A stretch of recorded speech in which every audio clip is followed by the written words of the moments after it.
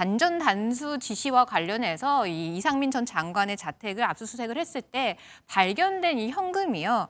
5만 원권으로 가득 찬 가방 8개에서 9개가 발견됐다라고 하는데요. 그 가방 자체도 사실 매장가로 따지면 하나에 2천만 원이 넘는 가방이었습니다. 예. 심지어 상표도 떼지 않은 상황이었는데 그 가방 안에 5만 원권 현금이 가득 차 있었다라고 하는데요. 그냥 어림잡아 대충 봐도 수억 원에 이를 정도라고 하니까요. 이런 액수를 집안에 과연 보관할 일이 있느냐 이 부분에 대해서 다들 어떤 경위로 이런 현금이 만들어졌는지 의심의 눈초리로 바라볼 수밖에 없는 상황입니다.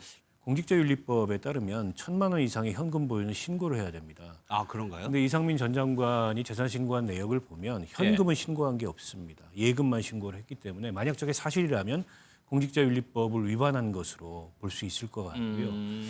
이제 또 한 가지는 출처가 어디냐 예. 이 문제일 텐데 뭐 여러 설왕설래가 있습니다. 과거에 본인이 변호사 활동을 했기 때문에 수임료 대신 수임료를 현금으로 받아서 그거를 보관하고 있었던 거 아니냐라고 한다면 일종의 이제 탈세 논란이 벌어질 거고 또 워낙 대통령 측근이었던 데다가 고위직에 있었던 분이기 때문에 저게 어떤 부정한 돈을 받은 거 아니냐 이런 이제 추측도 있고 여러 예. 논란이 있는데.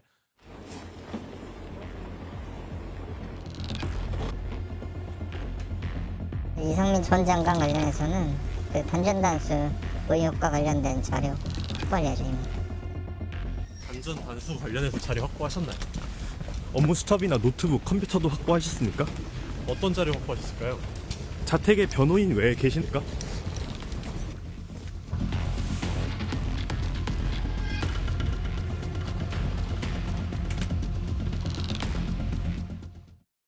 특검 관련 소식은 박주희 변호사님과 함께 살펴보도록 하겠습니다. 먼저요.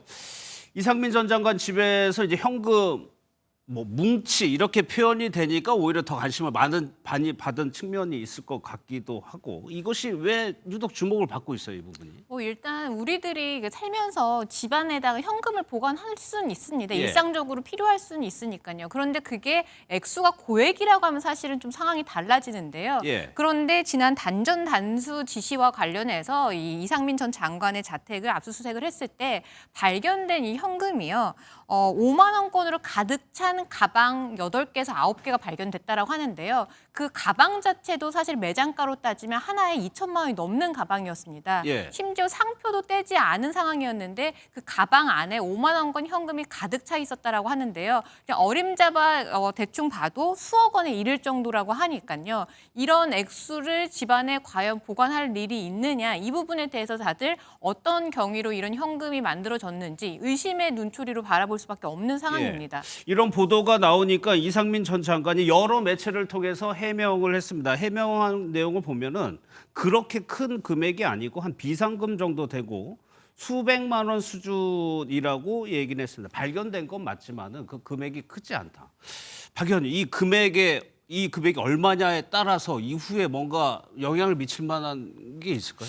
근데 이상민 전 장관 얘기는 좀 납득하기가 어려운 예. 게 당시에 압수수색에 참여했던 경찰 관계자들이 없는 사실을 저렇게 지어내서 말할 리가 없잖아요. 그런데다가 정황이 굉장히 구체적입니다. 특정 브랜드의 백을 얘기를 하고 거기에 이제 돈다발이 가득 찬 채로 몇 개 있었다. 이거는 지어내서 하기가 어려운 얘기예요. 예. 오히려 지금 이상민 전 장관이 지금 핑계를 대고 둘러대고 있는 것 같다라는 생각이 들고요. 일단 공직자윤리법에 따르면 1,000만 원 이상의 현금 보유는 신고를 해야 됩니다. 아, 그런가요? 그런데 이상민 전 장관이 재산 신고한 내역을 보면 현금은 신고한 게 없습니다. 예금만 신고를 했기 때문에 만약 저게 사실이라면 공직자윤리법을 위반한 것으로 볼 수 있을 것 같고요. 이제 또 한 가지는 출처가 어디냐 예. 이 문제일 텐데 뭐 여러 설왕설래가 있습니다. 과거에 본인이 변호사 활동을 했기 때문에 수임료 대신 수임료를 현금으로 받아서 그거를 보관하고 있었던 거 아니냐라고 한다면 일종의 이제 탈세 논란이 벌어질 거고 또 워낙 대통령 측근이었던 데다가 고위직에 있었던 분이기 때문에 저게 어떤 부정한 돈을 받은 거 아니냐 이런 이제 추측도 있고 여러 예. 논란이 있는데 결국 특검이 이걸 수사를 안 할 수가 없어요. 이렇게까지 알려진 마당에 물론 이제 지난번 경찰이 압수수색 할 때는 단전단수 혐의에 대한 압수수색이었기 때문에 그 압수 대상 물품이 아니었어요. 예. 그래서 확인도 못 하고 그냥 보기만 하고 지금 그 얘기가 그렇죠. 나오고 있는 건데 이렇게 되면 그 돈의 출처가 어딘지 그리고 그게 지난 비상계엄 내란 사태하고 연관이 있는지 등등에 대해서 수사를 안 할 도리가 없다. 예. 특검에서 밝혀야 된다 이렇게 생각합니다. 그래서 관련해서 민주당 양분남 의원은 아마도 변호사 수임료가 아닐까라는 추정을 했고 이상민 전 장관 역시 본인이 변호사 시절에 타임 차지 이런 게 꽤 높았다는 취지의 얘기를 한 적이 있습니다. 얘기를 한번 들어보겠습니다. 타임 차지를 어느 정도 받았습니까? 율전 변호사 시절에. 제가 시간당 100만 원 정도 받았습니다.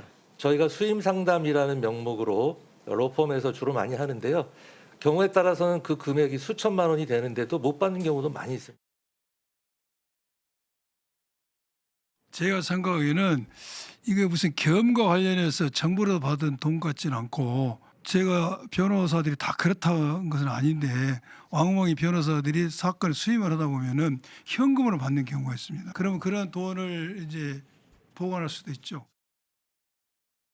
이 부분은 박 변호사님께 여쭤봐야 될 그 타임 차지라는 게 뭡니까? 타임 차지라고 하는 거는 이제 변호사들이 어떤 상담을 하거나 어떤 예. 업무를 할 때 시간당 액수를 정해놓고 실제 투입된 시간에 대한 비용을 청구를 하기 때문에 한 시간당 얼마를 청구하는지를 미리 정해놓습니다. 그래서 예. 이게 연차나 아니면 인지도나 업력에 따라서 달라지는데 대형 로펌 같은 경우 더구나 이상민 전 장관 같은 경우는 경력이 많다 보니까 타임 차지가 높을 수밖에 없는 상황이긴 이게 하거든요. 굉장히 높은 수준인가요? 시간당 100만 그렇게 원? 높은 수준은 아닙니다. 예, 보통은 한 연차가 10년이 넘어가면 뭐 6, 70만 원, 그리고 대형 로펌 같은 경우는 100만 원 정도로 이게 평균적으로 돼 있기 때문에 타임 차지 자체가 높다라고 보기는 좀 어려울 것 같습니다. 예. 그러면 양분남 의원의 얘기처럼 이렇게 현금으로 수임료를 현금으로 받는 가능성도 있는 건가요? 이게 일반적이다라고 말씀드리면 아마 전국에 있는 변호사들이 아마 다 들고 일어날 것 같고요. 왜냐하면 일반 변호사들 같은 경우는 정말 몇십만 원의 이제 상담료도 모두 현금 영수증이나 세금 계산서를 발행을 하고요. 예. 특히 뭐 이게 고액인 착수금 같은 경우는 다들 뭐 계좌이체라든지 카드 결제로 하기 때문에 현금으로 가져오는 경우는 없는데요.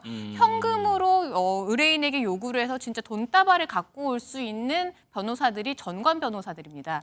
이 뭐 판사나 검사의 경력이 있는 전관 변호사들 같은 경우는 의뢰인들한테 현금을 요구를 한다라고 하면 의뢰인들이 그 부분을 그 변호사의 말을 따르거든요. 예. 사실 일반 변호사들 같은 경우는 의뢰인과의 관계에서도 일정 부분 갑을 관계가 존재를 합니다. 그렇기 그렇죠. 때문에 고객이기 때문에 고객에게 함부로 어떤 요구를 한다거나 할 수가 없는데 예. 전관 변호사는 그게 가능하거든요. 왜냐하면 이 전관 변호사를 선임하는 사람들 같은 경우는 이 전관 변호사의 뭐 법리적인 능력이라든지 아니면 재판 수행 능력 그걸 보고 선임하기보다는 전관 변호사가 가지고 있는 인맥이라든지 예. 권력이라든지 이런 부분을 보고 사실은 의뢰를 하는 것이기 때문에 이 전관 변호사의 눈치를 볼 수밖에 없어요. 본인이 돈을 지불하면서도 이 전관 변호사의 의향에 따라서 움직일 수밖에 없는데 그렇기 때문에 전관 변호사들 같은 경우는 이 수천만 원, 뭐 더 크게는 수억 원의 이 수임료를 현금으로 가져와라라고 했을 때 그 말을 듣는 경우들도 왕왕 있습니다. 예.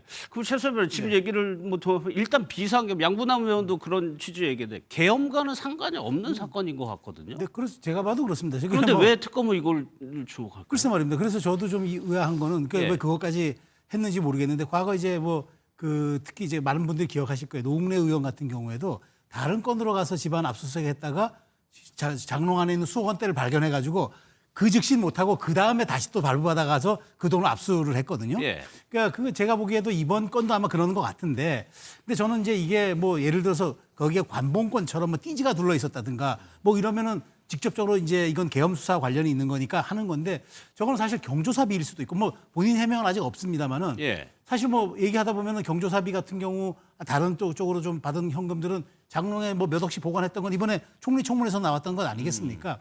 그렇기 때문에 저는 이 돈의 출처가 뭐 어떤 건지는 궁금해야 하지만 이게 실질적으로 이게 내란 특검과 이게 직접적 연관이 있는 압수 물품인가? 예. 또 이게 법원에서는 그걸 또 알고 발부해 줬는지 영장을 이런 부분도 좀 논란이 될 것 같은데 혹여라도 만일 이게 이제 흔히 얘기하는 조은석 특검이 어떤 보여주기식 즉 극장식 수사를 통해서 여론전에서 우위를 좀 끌고 가기 위한 그런 거라면은 이거는 실체적 진실과 무관한 거기 때문에 예. 피의자 인권도 있는 거고 이런 점들은 좀 명확하게 좀 설명이 됐으면 좋겠다는 생각이 듭니다. 예. 박 의원님 뭐 할 얘기 있으셨어요? 아마도 특검이 예. 이게 이제 내란 수사와 관련 없는데 보여주시 수사를 하는 거라면 역풍을 맞을 수도 있을 겁니다. 그러나 어쨌든 특검은 확인해야 될 의무나 책임은 있어요.